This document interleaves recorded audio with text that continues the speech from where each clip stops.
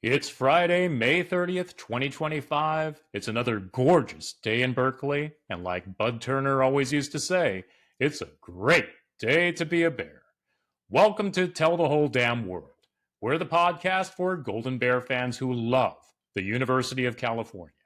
If you're like us and are unabashedly and unapologetically all about Cal, you found the right place. We celebrate all things Cal and hope to make you feel more connected to this wonderful university that has given all of us so much. Thanks for joining us. I'm your host, Reza Sirafinejad.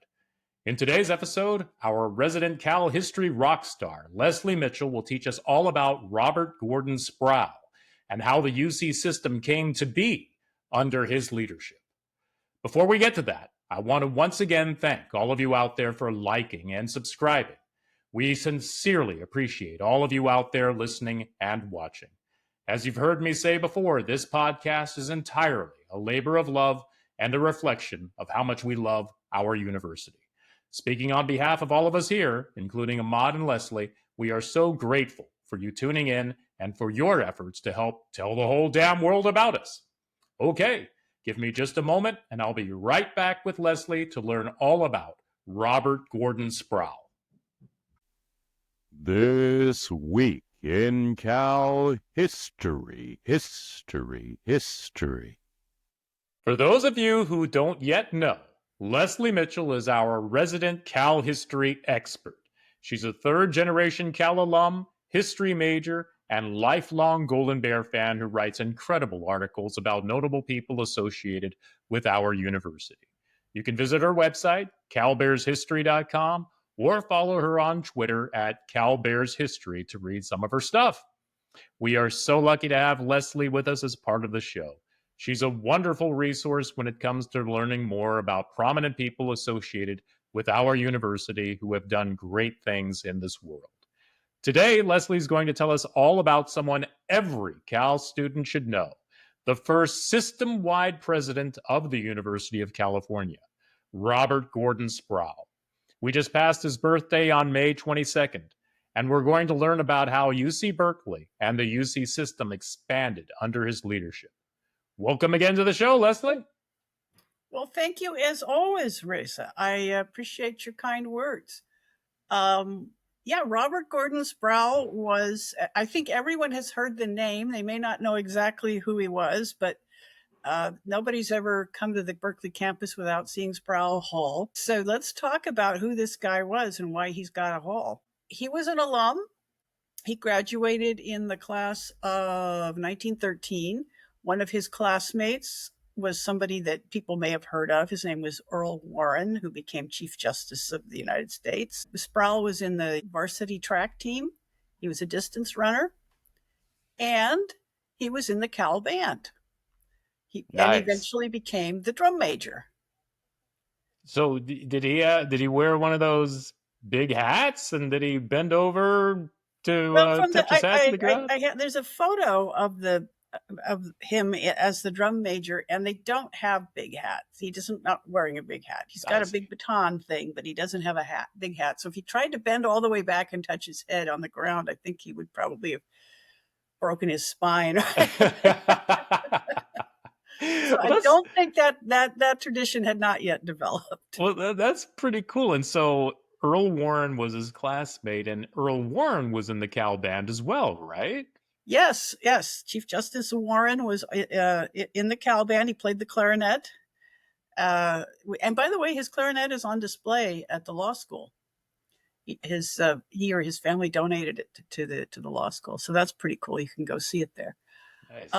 They became lifelong buddies. I must say this will be a theme throughout the story, is that I think his superpower, Robert Gordon Sproul's superpower, was making connections, networking, and working with people to get things for the university. It's pretty impressive what he managed to do under the circumstances. Right. And so he graduated in 1913, and then, as with I understand a Bachelor of Science in Engineering. Let's not shout out to the engineering department. Right. And he kind of worked as a operational efficiency. Yeah, he went to work.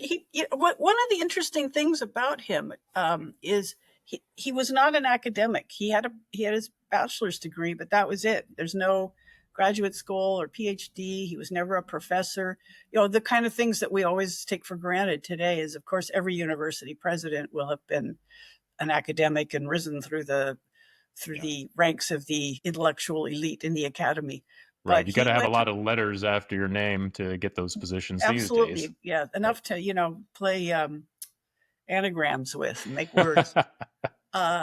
Anyway, yeah, he when he graduated, he went to work for some firm in Oakland as an efficiency expert, but which probably stood him in good stead when he came back to the university. But he only was there for like a year, and in 1914 he came back to Cal and was he hired. started as a cashier, right? Yes, in the controller's office as a cashier, which is like, is that what you do with your bachelor's degree in engineering?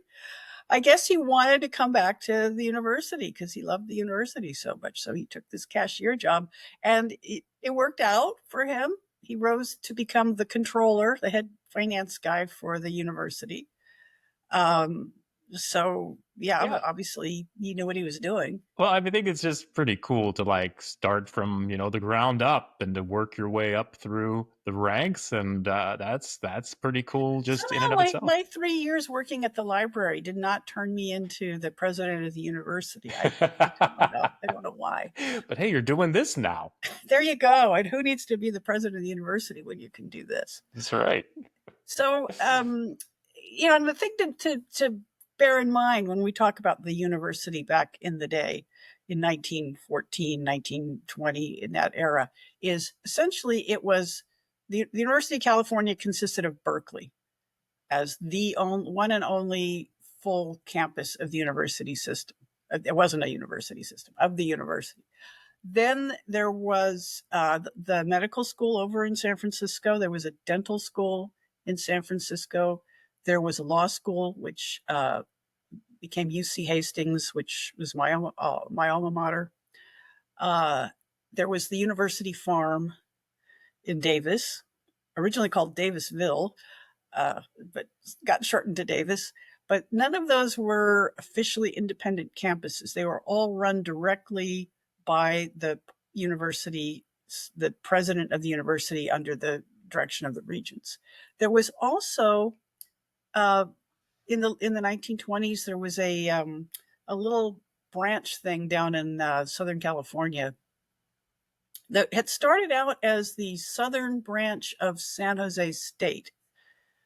This is really interesting to me. I know you mentioned that to me when we huddled up off camera, but so you mean to say that what became UCLA really kind of started as an extension of San Jose State? Exactly. That's exactly what it did. San Jose State was originally a normal school, which is a funny sounding word, but that was the word for a teacher's college back then. So San Jose State was not, it was San Jose Normal School, which was the official state teacher's college. And they decided they needed one in Southern California. So right around 1900, they opened a branch of the normal school in Los Angeles. And that was called the Los Angeles Normal School, which is, I love that. The abnormal. Right. So it was in 1919 that they decided that there was a lot of people down in Southern California. Because originally, of course, when the University of California was founded, the Bay Area was the population center of the state in 1868. And then gradually more people moved into Southern California and it became a larger population. So they decided, yeah, we better have something for those people down there. But originally it was only a 2-year school. In 1919, the future UCLA was founded as a 2-year school. And if you wanted to continue and get your degree, you had to transfer up to Berkeley for the last 2 years. That's awesome. Yeah, it should still be that way, really. So, and they literally called it, I know we hear people make a joke about the Southern branch, calling UCLA that as a kind of, people may not realize that was literally its name. It was called the Southern branch of the University of California. That was its legal name. And you told me something I think that's pretty funny, that USC fans will probably enjoy hearing is that it's really more like the twig. Yeah, apparently USC fans, but when it was a 2-year school particularly, the students at USC just loved to mock him and call him yeah, you're not the Southern Branch, you're the twig. I think we should revive that, really, because it's perfect. One thing that Cal fans and USC fans can agree upon. Yeah, we don't have much in common, but that one, okay, I'll steal that one. That's a good one. By 1925, I believe, they started giving degrees out. They turned UCLA into a 4-year school and started giving out bachelor's degrees. They still did not have any graduate programs at that point. Go forward to 1929. There's a vacancy in the position of the president of the University of California, who would have, as I said before, direct control. There's no chancellors on campuses. Everything was run directly by the president of the university in Berkeley. So it was the big deal job. Yeah. And by that time, Robert Gordon Sproul had become the controller of the university, and they offered him the job. I think might have been because the Great Depression hit, the stock market had crashed, the Great Depression had hit, and they were like, maybe we need a finance guy, the controller, to come in here and run things. Sure. And this is my very favorite thing about Robert Gordon Sproul. My favorite story is he said, okay, I'll take the job, but the first thing I need to do is have a 1-year leave of absence.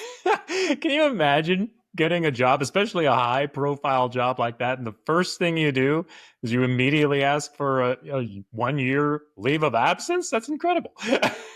He's my hero. I want to do that. That is just spectacular. Yeah, and they gave it to him.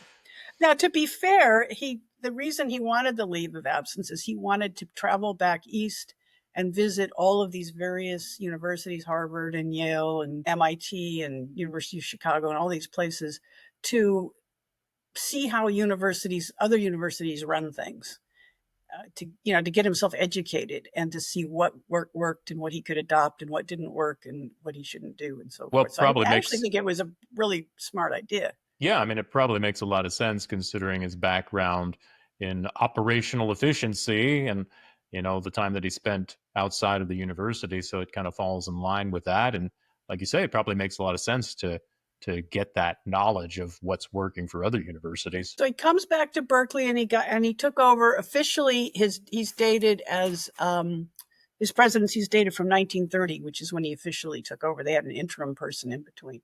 He was, by the way, the 11th president of the university, which had been a problem because we'd had so much turnover in presidents.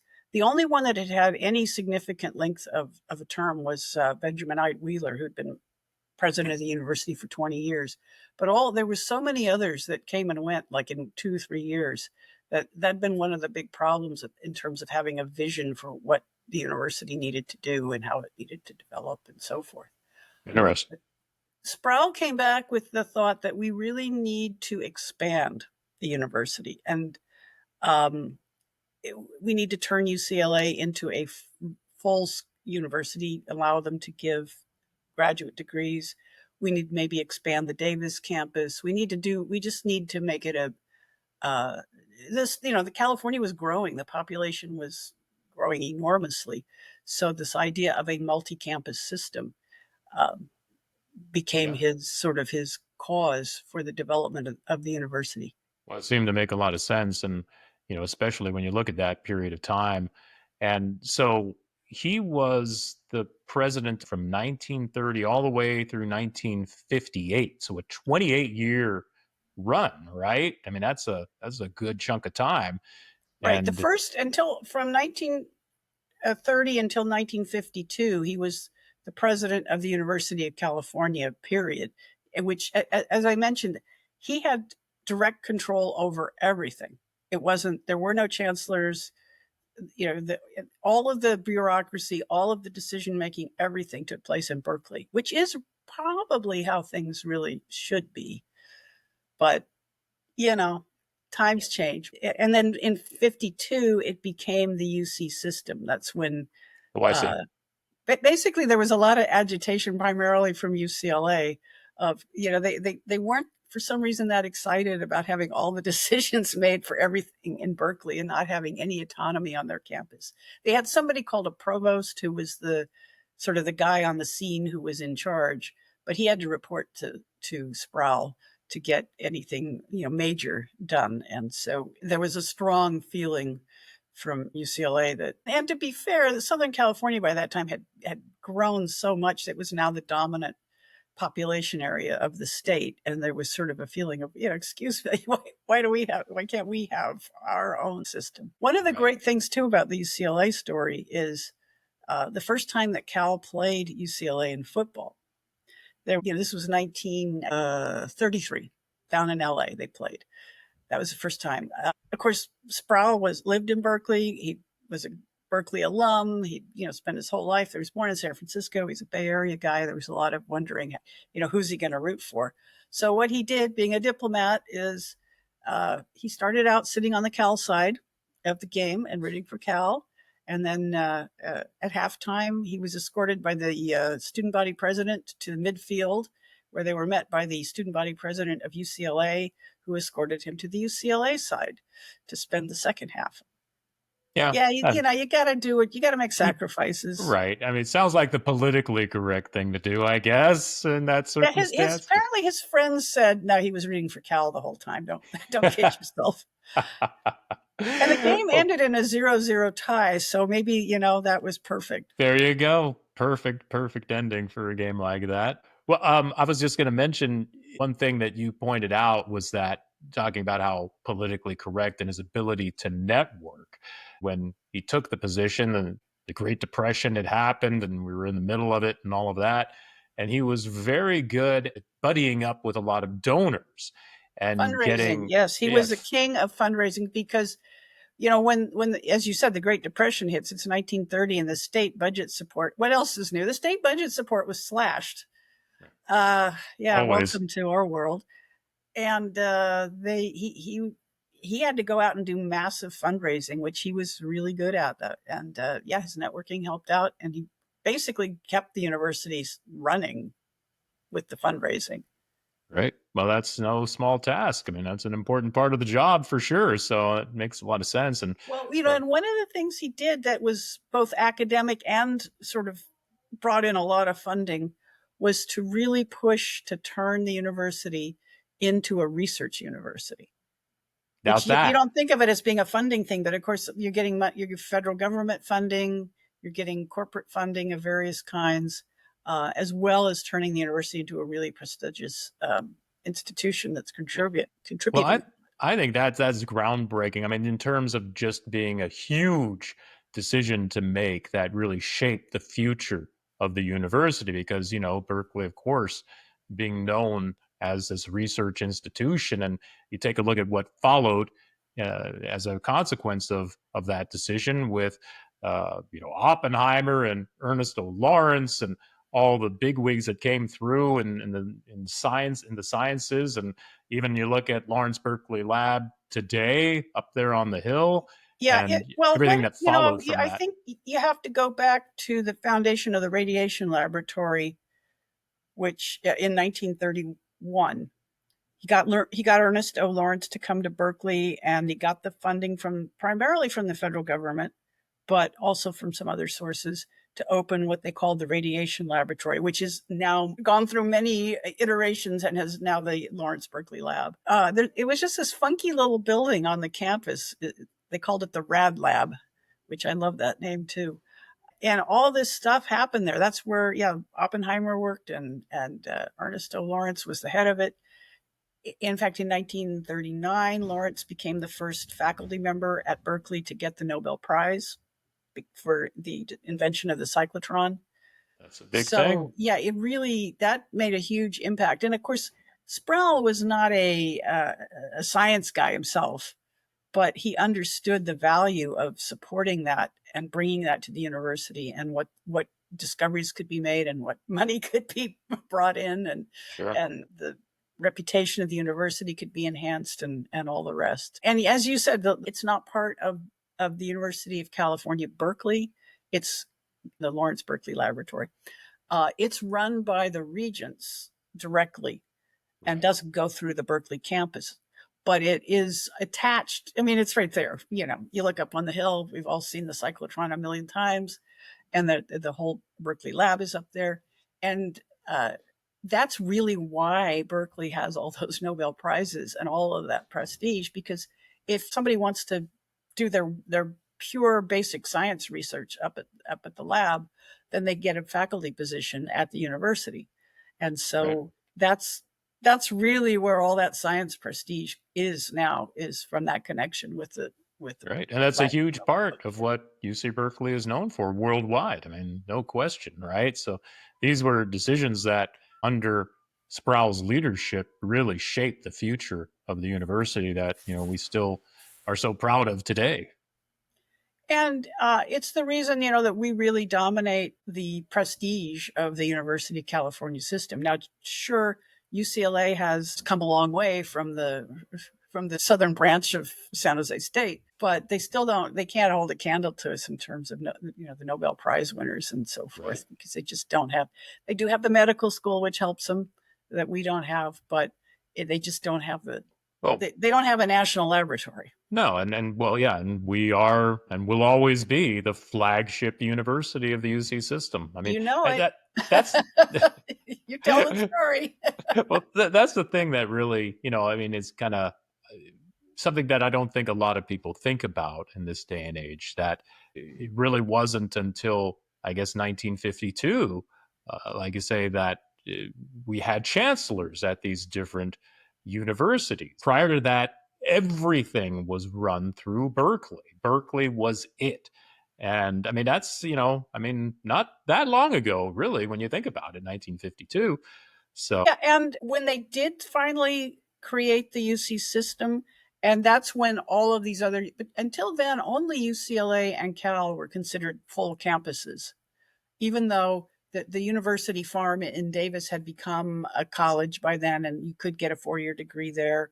And there were some other campuses starting, but it really wasn't until 1952 when it was decided to make a system with each campus being quasi-independent. I mean, we're more or less independent. The chancellor at Berkeley does what the president at Harvard does, basically, with under the umbrella of a system with a system-wide president.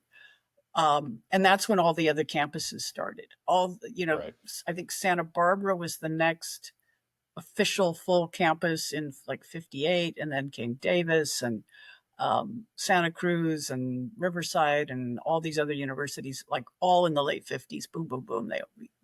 They all became independent universities, all the way to UC Merced in 2005. Right. Well, and it wasn't just the UC system that was expanding when he was the president of the university, but I mean, you take a look at the UC Berkeley campus itself, and I'm pretty sure that when he first took over, that campus began at Sather Gate, right? And then the university annexed that whole area that stretches now to Bancroft from Sather Gate. And then you had Sproul Hall, of course, built there, which wasn't called Sproul Hall until he stepped down in 1958, right? Right. It was, but Sproul Hall was called the Administration Building. Right. Nice land name. And I think it was completed in 1941. Right. And then in 58, when Sproul retired as president of the university, then they named it in his honor. And by the way, there are buildings named in his honor at UCLA, at Davis, at Riverside, and there's even an oceanographic ship for the Scripps Institute at UC San Diego that's called the Robert Gordon Sproul, because he was very instrumental in founding the Scripps School of Oceanography down there. Right.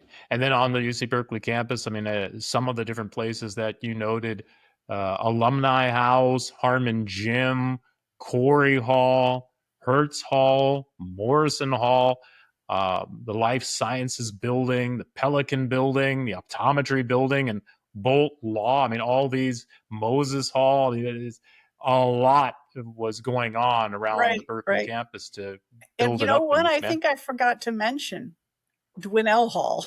Oh, everybody's favorite. Yeah. While Sproul was president. Now, I don't have any information indicating he was involved in the design of that building, But you have to say, if he'd said no, I veto that, it wouldn't have happened. So I guess you can Yeah. thank him or hate him for Well, yeah, I mean, proving considering it out. how he was all about operational efficiency, I don't know if he would I wonder if they have. sneaked that by him, is what you're saying? Yeah. You could spend a lot of time going around in circles there in Dwinell, I'll tell you. That's a good point. It's not the most efficient building that No, anyone's ever been in. not by any stretch. But another point about his ability at networking is he was very active in politics. In 1936, apparently a group of businessmen approached him to see if he was willing to run for the Republican nomination for president against Franklin Roosevelt, which cracks me up. The idea at first, and by the way, he said no. Yeah, They said, smart "We move. think you can beat him." He said, "No, I can't." Yeah. Just the idea of the president of the University of California being asked to be the Republican candidate for president is so alien to the modern world. You can't even, the mind can't wrap around that Things have concept. changed a little bit since that time, but yeah. Well, yes. And then in 1948, his buddy, his lifelong friend, who was the governor of California by that time, Earl Warren, asked if he would give the nominating speech for Governor Warren. He was running for president, again, as a Republican, at the Republican National Convention. And Sproul did that. He nominated Earl Warren for president. Warren did not get the nomination. However, he was nominated for vice president on the ticket with Thomas Dewey, that famously lost to Harry Truman. Right. Who has not seen that photo of Harry Truman holding up the newspaper saying Dewey defeats Truman? Should have been Dewey and Warren defeat Truman, but in fact, neither one of them did. But that wasn't a problem because, of course, as we all know, he became Chief Justice just a few years later when Eisenhower appointed him. He stepped down from his position in 1958, and I guess he still had an office, though, on campus for years afterwards, right? Even though he wasn't in that official title position. Of President Emeritus, which I don't see. believe anyone else has ever had that. Yeah. But it's just funny. You told me that during the free speech movement and all of the unrest that was happening on campus, that some students broke into his office and kind of ransacked the place and, messed it all up. And there was some quote he'd said. Yeah, reporter was, trying to get him to give a quote about what, isn't it terrible that they wrecked your office? They messed up your office so bad. And Sproul said, "That's nonsense. Nobody messed up my office. It always looks like that." That's pretty good. Yes. The one of the black marks, and everybody's got a black mark, and his was that during the McCarthyism era of the 1950s, when there was the communist witch hunt stuff going on, sure. Again, world comes full circle. The University of California was roundly attacked, particularly by the Hearst newspapers, which is ironic considering that the Hearsts were big donors to the university. Right. But they were attacked as a hotbed of communism and so forth. And Sproul did end up firing a bunch of professors for alleged communist sympathies. They were all eventually reinstated by the courts. So that was not definitely his finest hour, although, as we all know, it's very tempting when the university you love is under attack to try to do things to protect it, but you have to. Yeah, I mean, it seems like it's just a difficult position, and we see this with a lot of other people who are in high-ranking positions, and, when the tides are going a certain way, it's really kind of hard to take a stand and to do something maybe that's against that sea of change. And, he seemed like somebody who was able to play the political game pretty well, considering his 28-year tenure in charge of everything. And there's a lot of great stuff that happened for the university under his leadership, to be sure. But like you say, everyone has some black mark, and unfortunately, that was a difficult period for the whole country, for sure. When he did retire in 58, as you said, he stayed on as president emeritus, and he actually was an ex officio member of the Board of Regents. And he had, throughout his time as president, had really resisted giving up the power over the whole university system. he didn't really like the whole idea of these chancellors having control. He wanted to have the control, and he thought it all should stay in Berkeley. So there was a little bit of question when he retired, is he going to still fight against this? But in fact, he knew he knew where his bread was buttered and when it was time to just say, okay. And he actually was on the committee that helped do the decentralization, came up with the process and what powers chancellors would have and what powers local universities would have versus the presidency and so forth, and did not create any problems, and in fact was very helpful in that process. Yeah, it's really quite interesting. I mean, I think as you noted, there's not a lot about Robert Gordon Sproul himself that you could kind of point to. A lot of interesting stories, perhaps, about the man himself. However, for all the different things he did for UC Berkeley and the UC system during that time, I mean, again, that's nearly 30 years in charge, and all the dramatic changes that went on during that period of time, stretching from the Great Depression through free speech movement. I mean, my goodness, there's a lot that went on. And I guess free speech movement was after he'd stepped down, but still, I mean, he was a part of it all, and got his office trashed. I mean, that's part of it. Yep. Well, certainly just a very prominent figure when you're talking about the people who had a lot of impact on the University of California. And I think most notably, that decision to make it into a research institution is probably at the forefront of all these different things that were done that really cemented Cal's and UC Berkeley's legacy forevermore as being one of the most preeminent institutions of higher learning on the planet, for sure. That prestige, like you say, that goes along with that. So, well, I think it's fitting to end with what the New York Times said about him in his obituary. They said Robert Gordon Sproul took a merely large institution and turned it into the biggest in the Western world, sprinkled with Nobel Prize winners. And then they quoted the president of Harvard at the time as saying that Robert Gordon Sproul was the university president of our times. Yeah. That's pretty high praise. That's awesome. That's great. Well, hey, thank you so much, Leslie. We really enjoyed that. I'm looking forward to seeing you again next week, huh? Sounds good. All right. Well, go Bears. Go Bears. Who knew that UCLA started off as an offshoot of San Jose State, and that through 1952 there weren't any chancellors? All major decisions regarding any of the different UC campuses had to be run through President Sproul in Berkeley. Learning more about the rich history of our beloved alma mater, it's clear that UC Berkeley will always be the flagship university in the UC system. Before we go today, please take a quick moment to like and subscribe. That will really help us reach other like-minded Cal fans. And please help tell the whole damn world about us by sharing us with all your Cal friends. Simply share tellthewholedamnworld.com on the social media platform of your choice. You can also follow us on X, better known as Twitter, at Win4Cal. That's Win, the number 4, Cal. Be sure to catch our next episode when it drops on Monday. Ahmad and I can't wait to sit down with one of the greatest wide receivers to have ever played at Cal, Jeff MacArthur. You'll love hearing his stories about his playing days and learning how his mindset has helped him overcome medical challenges that would have overwhelmed many others. He's an inspiration, a proud Golden Bear, and an awesome guy. Thank you so much for tuning in. We sincerely appreciate all of you out there listening and watching. See you Monday. This podcast is about celebrating all things Cal and the prominent people who are passionate about the University of California. Do you feel Cal is the center of the universe? Do you bleed blue and gold? We want you to tell the whole damn world about it. Go Bears!